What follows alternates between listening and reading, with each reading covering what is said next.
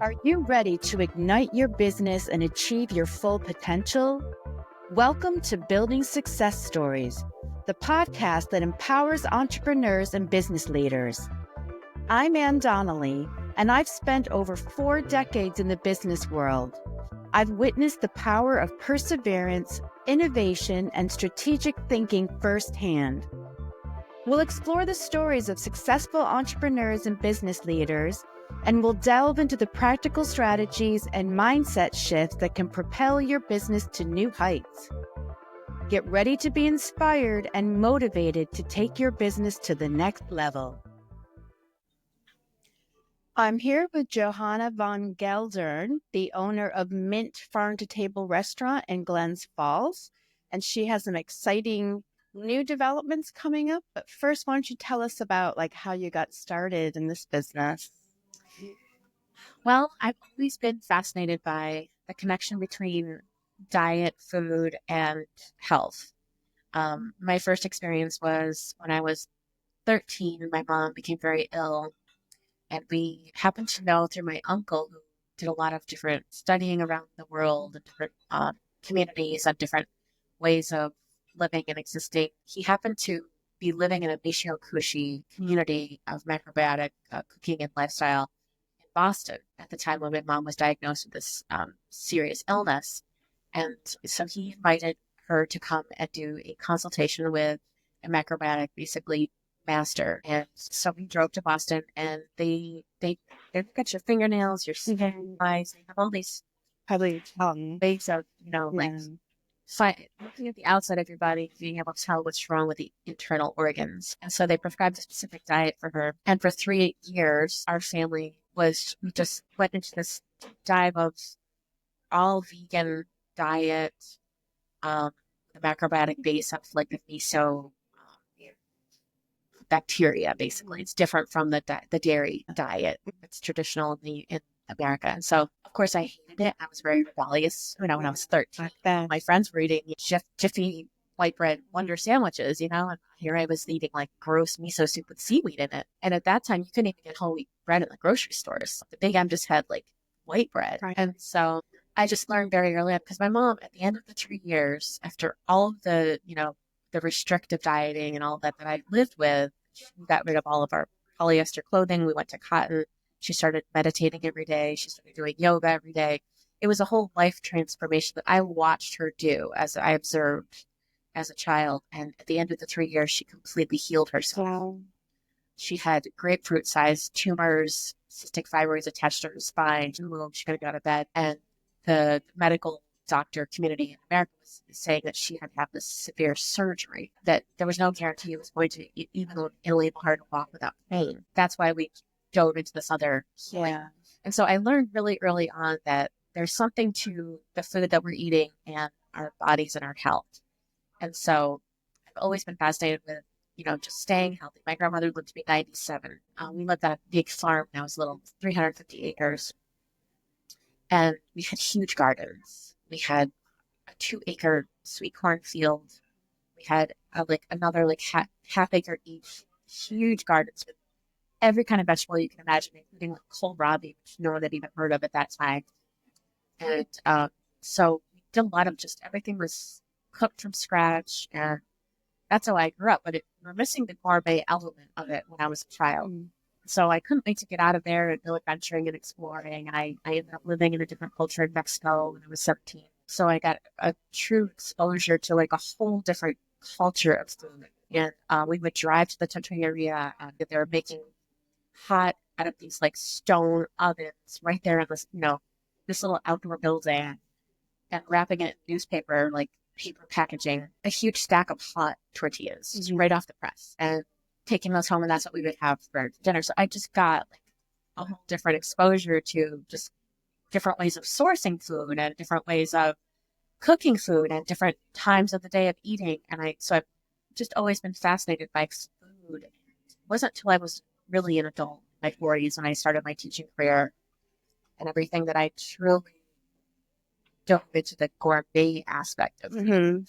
I did a lot of international travel with my partner at the time, and we ate at really nice places and had delicious food that was presented mostly. And so the first restaurant was in Greenwich, New York. We had a year-round farmers market right next door to us. That was just a tiny little restaurant, that 8 tables, like wine bar.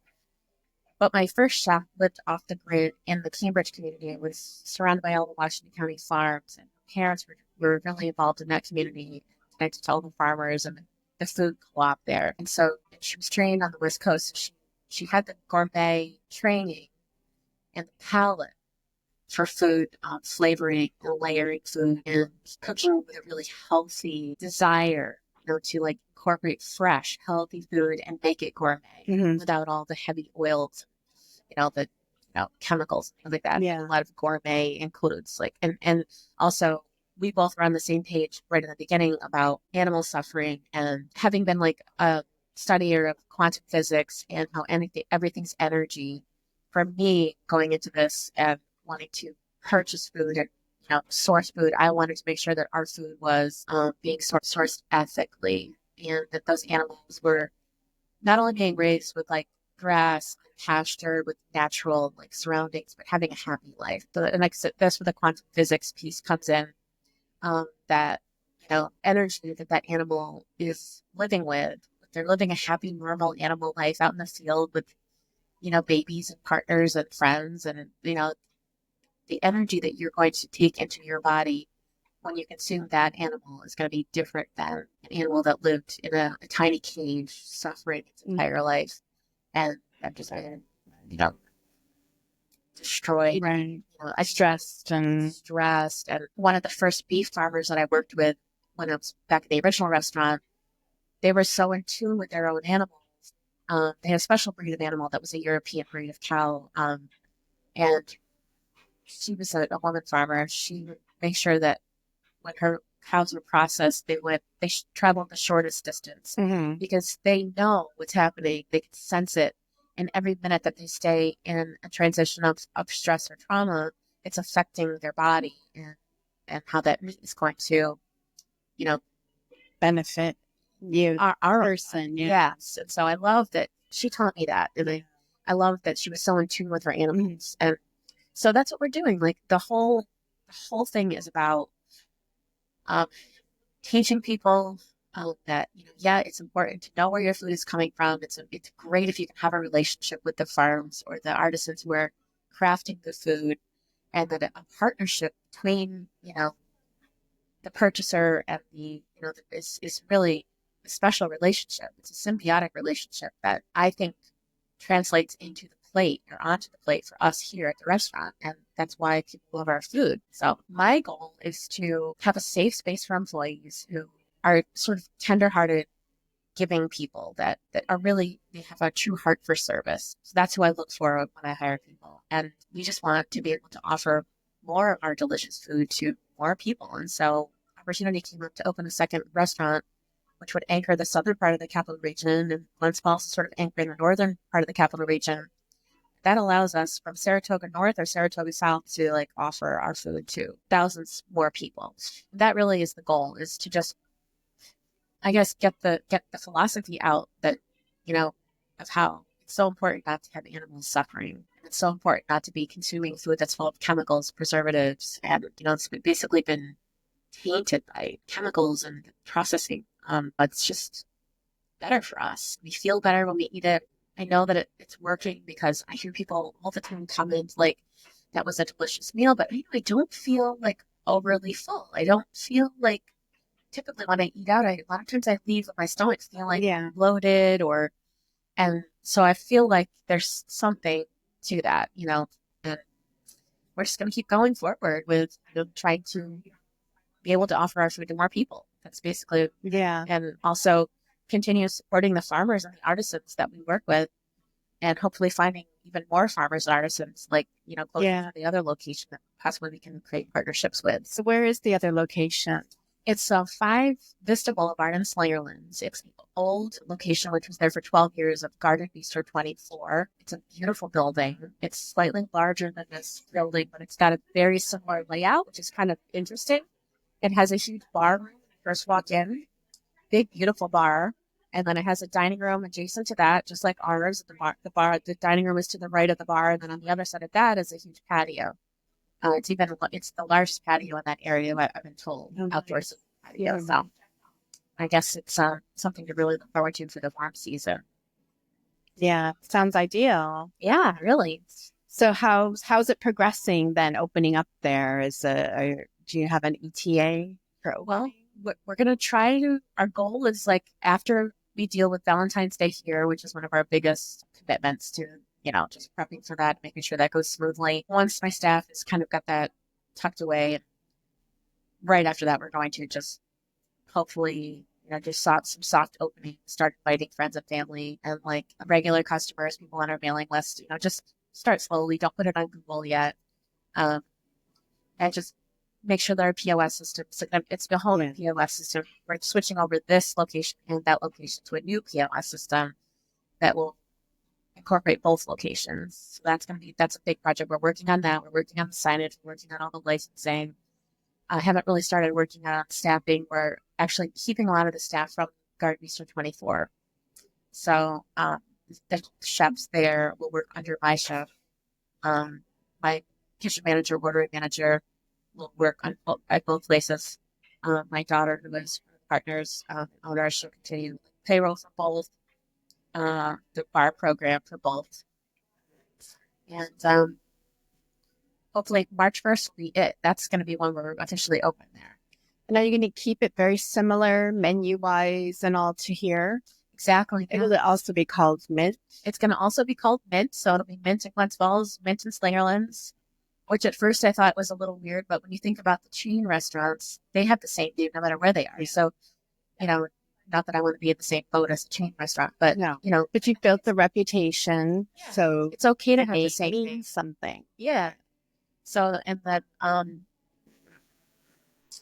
yeah, it'll be Mint here, Mint there. It'll be the same menus. So we currently have dinner menu, a lunch menu, and a brunch menu, and then various special menus throughout the year. So they will be the same at both locations. Our cocktail list will be the same. Our elixir, non-alcoholic drinks will be the same. Wine, beer, everything it'll just mirror.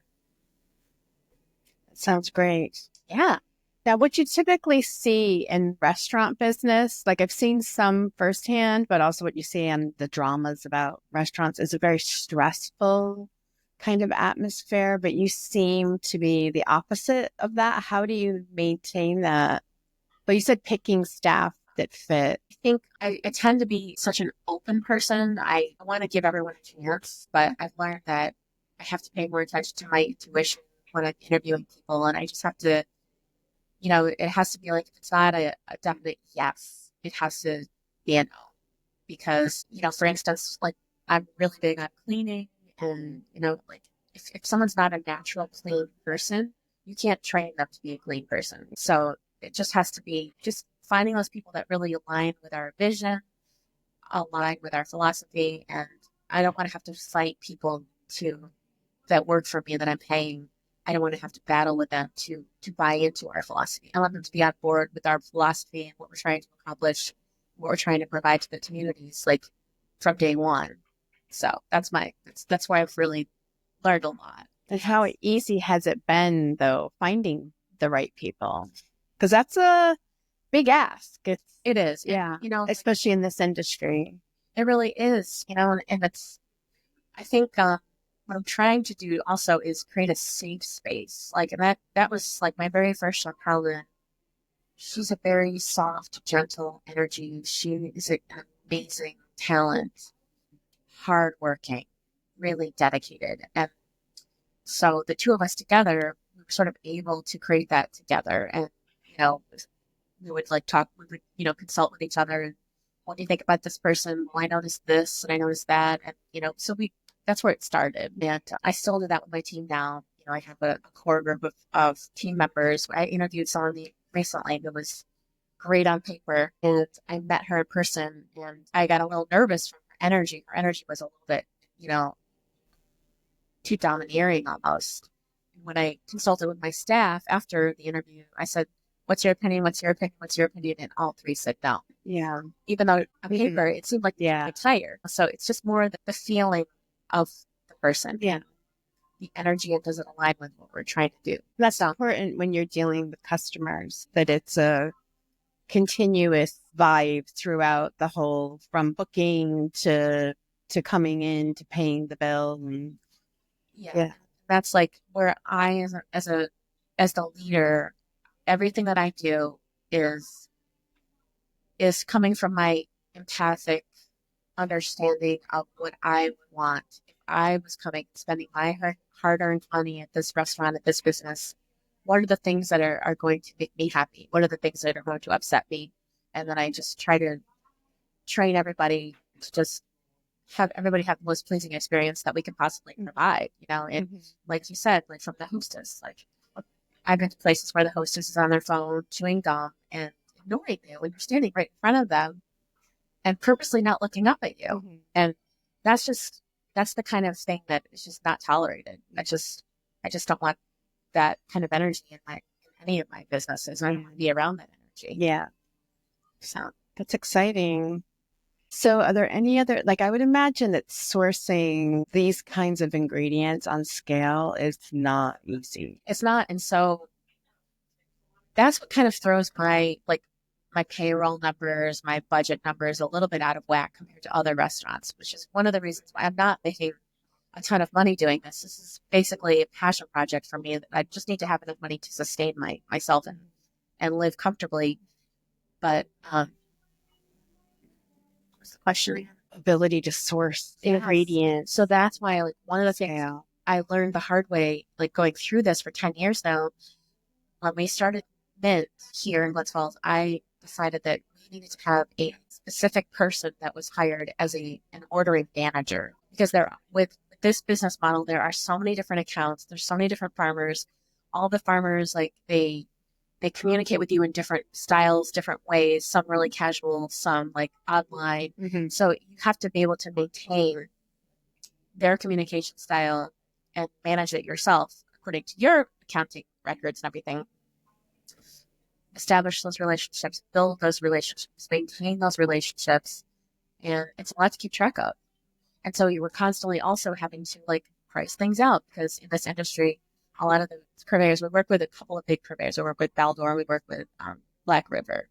And typically, like, when you're getting mass amounts of things, there's a lot of error involved. So you just have to constantly be on top of it and checking your receipts. And that requires a very specific person. And my chef is busy, training. He's busy cooking. He's busy, like, finding new recipes, new ways to surprise and delight, our palates.